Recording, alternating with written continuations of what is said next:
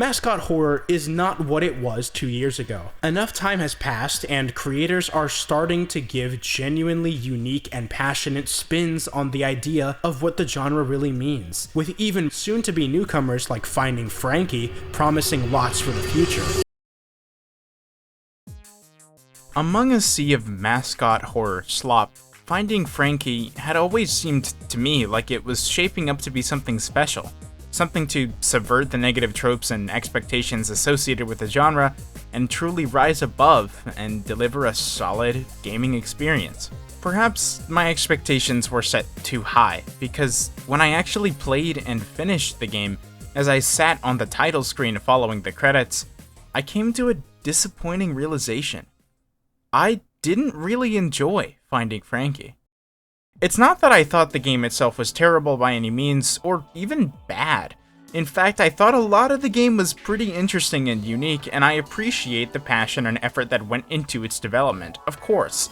I recommend playing the game on your own before watching this, and I don't want your entire impression of it to be formed from my critical analysis alone. But that said, when I played the game, I found myself repeatedly frustrated or disappointed with more aspects of the game than I had really hoped. And today, I want to talk about what exactly I mean by that. With all that out of the way, here's why I think Finding Frankie was kind of disappointing. So right off the bat, the game starts with an opening cutscene to set the premise.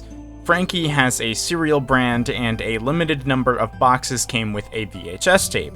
The main character seems to buy upwards of 700 boxes to acquire one, and this lets them attend the game show competition that takes place in Frankie's parkour palace. Oh yeah, and for some reason my recording has a black square in the corner of the video, so you're just gonna have to deal with that, because it's not like I can record myself playing the game for the first time again.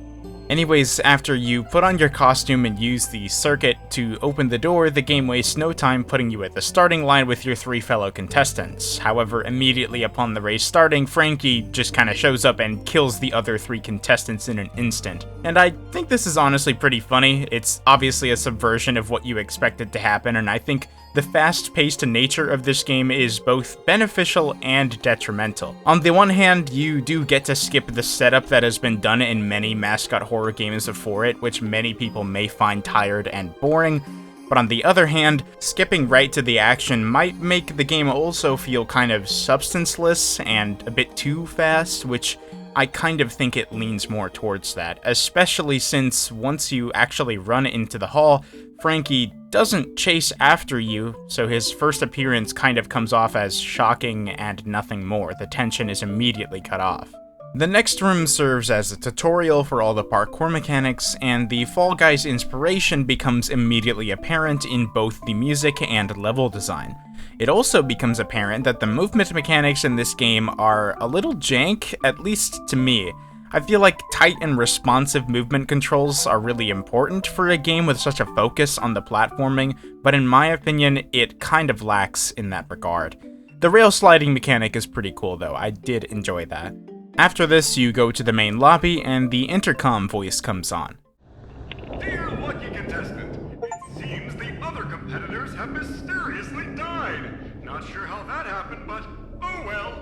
And I actually do really like the lack of seriousness in the game's plot. Since I did mention earlier, it is kind of meant to be more fast-paced. It is refreshing to see a mascot horror game that intentionally doesn't take itself seriously. Within the lobby, the game teaches you more about the circuit puzzles, which you technically use to open the door at the beginning. There are timed events where you need to find and click on all of the breakers to complete a circuit, which opens a door somewhere. The game never shows you where that door is, so you either need to have found the door already, or I hope you really like exploration. After completing the first circuit puzzle, you are led into a hall with a room that has a switch in it, and this is the first time that I stopped really having a clue what I was meant to be doing or where I was supposed to be. Like, obviously I knew that that switch did something, but I had no idea what it did. One of the doors in this hall requires a key, and one is a random closet with nothing in it. Before long, I realized my only option was to retrace my steps back where I came from, and I found that the other section of the lobby, which was previously behind a gate, no longer was behind a gate. but since I had never even realized that the gate was there, kind of just dismissing it subconsciously as an area I wasn't going to be able to go into, I had no idea that I even had to do that. This is something I feel like the game does a lot, and it's probably my main criticism. Often I'll just feel like I have no idea where I'm supposed to go. Anyways, this gated area was another circuit puzzle, but this time with a bit of parkour to test the skills that you learned in the tutorial just about 3 minutes ago. After that, you advance to the first actual parkour room. Now, I never fell out of bounds, but if you do, Frankie actually shows up and you have to hide from him, but I never had to do that, so I know pretty much nothing about it. Once you beat the parkour challenge, you advance to the second floor and have to do another circuit puzzle, but this time with verticality in mind. Then the game leads you through a vent system, which leads to another room with another circuit puzzle, this time down a long hall, which leads you back into the vents. We're doing the same thing over and over again, huh? Weird. This time there's a ladder in the vents, and Frankie shows up at the top and looks down at you. After that, we arrive at the first chase scene of the game, which I actually like a lot. It solves one of the main issues I have with horror game chase scenes. You usually have to be looking away from whatever's chasing you, since it's a first-person game and you're running in the opposite direction. The way Finding Frankie fixes that problem is by actually having you stop at a door that needs to be solved quickly with a circuit puzzle. The puzzle is easy and doesn't take you much time, but it adds to the tension, especially since it forces you to turn your camera around slightly and you can see Frankie coming from behind you. And I think that's genuinely really good game design. But unfortunately, it only happens like once, maybe twice, so the majority of the sequence is kind of generic with some rooms that look cool. The game does a good job at making rooms that look cool. That's one thing it's never bad at. I do think the last part of the chase is really cool. It introduces you to this mechanic where the big fan pushes you up a massive vertical leap, and then you get to a section which has you moving uphill against a conveyor belt while logs fall from the top to try and push you down. I think that's pretty cool, even if it kind of is straight out of Fall Guys. At the end of the chase, you jump down a tube, which leads you to the food court, and wouldn't you know, it's another circuit puzzle. Yeah, if you haven't noticed by now, the game's main appeal, at least for me, coming into it, was the fact that it was going to be a platformer first, horror game second, and although it does definitely prioritize the platforming over the horror, the platforming to me feels extremely stale. Rather than putting any of its difficulty into the mechanical aspect of the game or even into the puzzles, it just uses the same basic parkour setups for the entire game and the same puzzle over and over again. The only difficulty curve in any of the puzzles is just making them a little harder to do in time and forcing you to explore and find them. I don't really like exploration that's forced like this, and it almost feels like it's trying to pad out the runtime, which is something I really hate about a lot of games in the mascot horror genre, and this game, unfortunately to me, just doesn't feel like it's immune to that.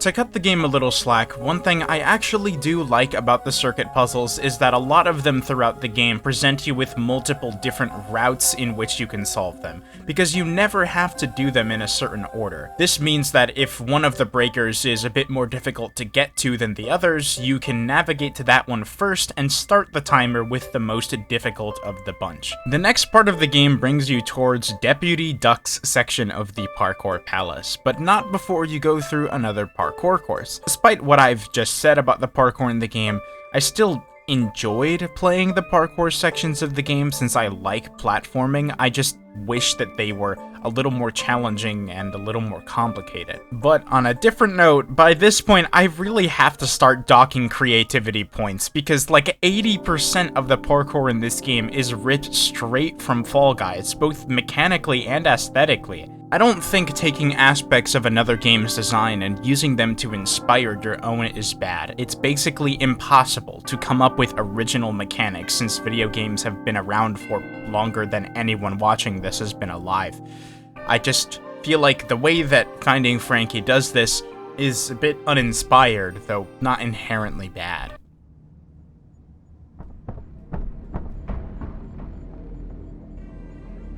So that was actually my favorite scare in the game. It got me pretty good when I played for some reason. Anyways, after this we meet Deputy Duck, who in reality was just a weird iPad with a duck head on him, but honestly he's quite charming, so I'll give him a pass. Deputy Duck is a separate game mechanic that allows you to right-click and either flash or use a radar that scans important level elements through walls. The flash is essentially completely useless, so you'll just be using the radar. We briefly return to the vents and the game teaches you how the radar mechanic works, and then we get to meet Henry Hotline. He's ringing this phone. I'm sick of it. The ringing, it won't stop. It never stops. You did this to me. It hurts. So Henry gets mad at you for using the phones because it rings his head and it hurts. That's reasonable, but after he identifies that you were the one doing it, he just kind of backs away into the hall and disappears. I can't be the only one who thinks that exchange is kind of awkwardly put together, right? Okay, so after that, you have to find 5 more phones in this dark maze. So it's basically a circuit puzzle, but instead of being timed, Henry is patrolling the area to try and catch you. Because the exchange preceding this section of the game felt so awkward and anticlimactic to me when I first played, I didn't even realize that Henry was gonna be chasing me, so the first time I just heard his footsteps coming from behind me, and then I just died, and I didn't even know I was in danger. I then proceeded to die quite a few more times. I don't know if I was just really bad at this puzzle, but I got stuck here for like 15 minutes trying to figure out how the hell I was supposed to do it without getting caught. It genuinely frustrated me because I didn't feel like I had much control over whether or not I was caught, because of how dark the maze was. The darkness made navigation and seeing where Henry was basically impossible. And before you say, oh, earlier you said the flash was useless, but wouldn't that help you? No, it wouldn't help you, because it has a cooldown and it only lasts like half a second. It does basically nothing at all. On top of that, Henry's footsteps were so loud that I could never tell what direction they were coming from. Though, I actually did like the sound design of the footsteps since it did make me feel scared when he was approaching me, though whether or not that was actual fear or just being afraid to lose progress on the puzzle, I can't even tell, because even if you were on 5 out of 6 phones and he caught you, you'd have to start the puzzle all over again. I've already talked about how the flash on Deputy Duck is basically worthless, but even the radar, although helpful in letting me identify where the phones I was missing were, didn't really help with navigating the maze. I don't want to give too much criticism over what was very likely a personal skill issue, but I really feel like this area could have been designed in a way that was less conducive to frustration and more interesting to actually engage with. And per usual, despite my frustrations with the gameplay itself, the area does look really cool. And once you finish the puzzle and flip the switch in the safe room, you have to actually go back to where you came from and enter a pipe, which is where you enter another chase sequence and you simultaneously lose Deputy Duck almost as soon as you got him. It wasn't enough that the game mechanic was underbaked as hell, now you just gotta take it away entirely like 5 minutes after you're given it. The chase sequence with Henry Hotline, though not really any different than the other one from a gameplay standpoint, is extremely appealing visually, as probably one of my favorite sections in the entire game is when you run into this room and all of the colorful lights turn on to reveal a bunch of former contestants hanging from the ceiling. If nothing else, the game does a great job with its art direction. At the end of the chase, you escape into a bathroom and the path behind you shuts, and we can hear Henry from behind the door with Frankie.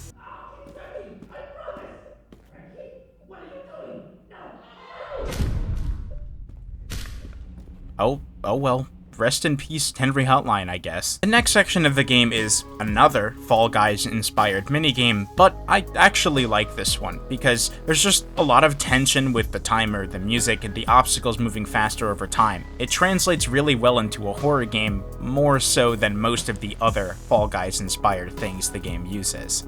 It's after this that I feel like the game's pacing really hits a wall.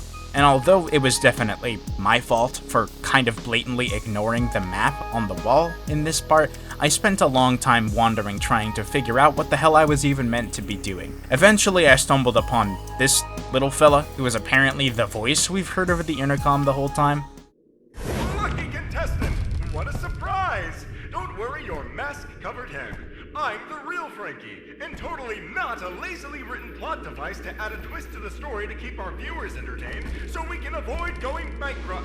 Then later on, I found Henry again, who gave me back Deputy Duck, and then he exploded. And I'm gonna be honest, I don't actually have any idea why the game decides to give you back Deputy Duck at this point, because I'm pretty sure I didn't end up using it even once for the rest of the game. Overall, I think Deputy Duck is kind of a laughably underbaked mechanic, which I said earlier, and it's only really necessary to progress in the game once or twice because it forces you to use it to open a door at the beginning. Otherwise, it can be pretty much disregarded entirely. It doesn't really make sense. Eventually, I stumbled into the sewers to do more circuit puzzles, and at some point the announcer protects us from Frankie, I guess so his game show doesn't get ruined. Then you have to do another circuit puzzle, except this time Frankie's hand is dangling from the ceiling, moving around trying to find you. And I think that's actually pretty cool, though it doesn't really add much since they're very slow and you can kind of just walk around them. Either way, I thought it was cool. After that, we get to take an elevator to the water park portion of the building, and the elevator music is actually the same as the one in Lethal Company, so I assume it's like a default Unity asset or something. That isn't a criticism, I just thought it was cool because I like Lethal Company. I actually do think this giant pool room area is one of, if not the best looking room in the game, but unfortunately the area does just kind of boil down to another few circuit puzzles and some more painfully basic parkour.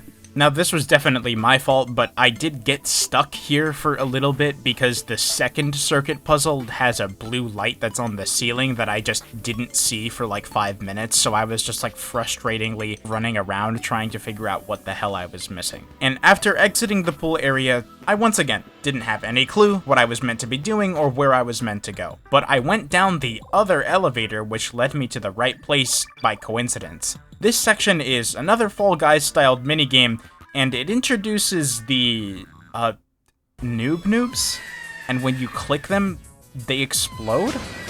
Bro, what the fuck is going on? So, when you finish the minigame, you get a second key, the first of which came from the pool area, and then you get to the last level, except I didn't get to go there yet because I had to do a different circuit puzzle that was above the waste incinerator pit that I just didn't complete the first time. Honestly, the fact that I didn't do that puzzle when I first found the area explains why I was so confused the entire time I was here.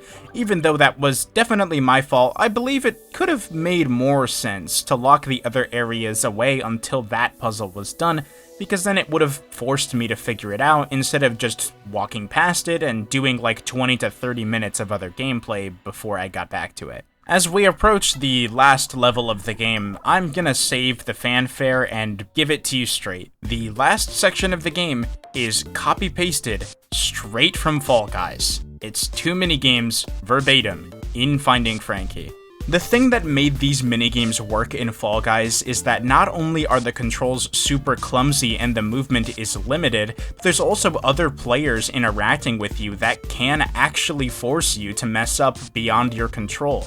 Both of those things are not present in Finding Frankie, despite the formula for the minigames basically remaining unchanged. In fact, a lot of the movement mechanics that Finding Frankie goes out of its way to set up at the beginning are almost entirely disregarded during the climax, because, once again, they just ripped it straight from a game with different movement. It just inherently doesn't make sense to do this. The second section is actually a lot better because it does try to put a unique spin on the hexagon minigame from Fall Guys by putting Frankie there with you. I'm honestly not sure why they didn't try to insert Frankie into the first section of the climax too, because it would have made me like it a lot better. At the end of the hexagon game, one thing I did think was cool was that you have to go and pull a switch in a corner of the arena once time runs out. And this actually can be pretty difficult to do, depending on what parts of the floor happened to give way while you were just trying to survive the timer. Once you do pull the lever, a bunch of noobs from earlier in the game come flying down from above and collapse the entire rest of the final layer, resulting in everyone, including the player, falling into the waste incinerator from earlier in the game. And the fact that a genuinely really good piano composition is used in this otherwise extremely silly sequence of events adds to the fake drama, and it's genuinely pretty funny. Like I've said before, the game is at its best when it's not taking itself seriously, and here it is pretending like it's taking itself seriously, which adds a level of irony. The player does survive falling into the incinerator, though we don't get to see it happen. The last scene of the game has the player presented with their $5 million in cash that was promised to them for beating the game show, or at least we thought, because the announcer reveals that he never intended on giving away the cash, never could have seen that coming, and instead he insists on keeping you around to continue bringing higher ratings to the game show for future seasons. We also get to see that either nothing actually happened to Frankie when he fell, and then we cut back to the cereal box from the beginning of the game to close the narrative loop and the credits roll. Now, in all honesty, I do like the ending credits a lot. I think it's genius to display the credits using the bars from Jump Showdown from Fall Guys, and the song that plays here is genuinely a banger too. But aside from that, yeah, that's the game. To summarize, I want to briefly talk about the things that I didn't like about the game, and then the things that I did like about it. First of all, I've actually yet to mention this, but the game ran pretty poorly on my otherwise decent computer, even when I turned the settings down. This really broke my immersion and immediately gave me a sour taste for the game basically from minute one. Secondly, I really don't think the platforming and the movement in the game are that good. If you compare it to the mascot horror genre in general, sure, but it literally strived to prioritize platforming. If you make a platforming focus the expectation and then make your execution kind of mediocre, it's just gonna be disappointing. Third, I probably expressed it enough with the tone of my voice, but the repetitive and mind-numbing circuit puzzles were really not it for me. Fourth, and honestly my biggest gripe, the general game direction and level design just did not appeal to me. Not only did I feel as if the Fall Guys inspiration was way too overblown, but it often felt like I had no idea what I was supposed to be doing or where I was supposed to be. And in retrospect, while watching my own footage, I understand there are things I obviously missed, like the map on the wall and the wires on various surfaces that could have helped me out in some scenarios. But if they weren't super obvious the first time I played the game, then it's a mix of my own stupidity and just not great game design. Now, to keep things fair, I obviously also want to briefly praise the game because there were a lot of things I actually liked about it, if you can believe that. First, I think the art direction of the game, while not perfect, was pretty good. I really liked the camera framing and the colors used throughout the game. The character designs were pretty fun, even if their appearances were brief due to the game's limited runtime. Second, though I already mentioned this a few times, I really did find it refreshing that the narrative did not bother to waste any time trying to take itself seriously, as we've had plenty in the mascot horror genre try to do that already. And to the game's credit, I did get a little spooked once or twice. Particularly the window scare with Frankie and the dark maze with Henry did kind of scare me. Otherwise, the horror imagery throughout the game is actually pretty cool, and could only really have been possible with the fact that the game didn't take itself seriously. Like, imagine trying to justify the logistics of all of these people that died and went missing in this allegedly private and secret game show. There's corpses littered throughout the building. Like, fuck that. Just say it happened because it can. It's more fun that way. Also, one last thing. I know I spent a pretty decent amount of the video complaining about the Fall Guys inspiration, but I also did enjoy all of the sections that took inspiration from Fall Guys just because I found them fun to play. But that doesn't mean I don't think they could have been more creative with their inspiration. Both of those things can be true at the same time. Anyways, this video was pretty quickly put together since I was quite passionate about my opinion immediately after finishing the game. I'm not sure how many people will actually agree with my consensus, because I've seen a lot of praise for the game, but I really do think this game is super underwhelming. Obviously, relative to my super high expectations, at least. And I wanted to share my opinion on it since that's just kind of what I do. And I mean, if you compare it to like Ban, it's certainly way fucking better than that, so the bar's not in hell at least. Either way, hopefully you don't hate me too much after watching this. I'll be doing an analysis of mouthwashing pretty soon, and depending on the timing of this video, there might also be a Five Nights at Freddy's video coming out, like right after it. Anyways, I've run out of things to say, so that's gonna be all from me. My name is Manaxa, and I hope you enjoyed the video. Until next time.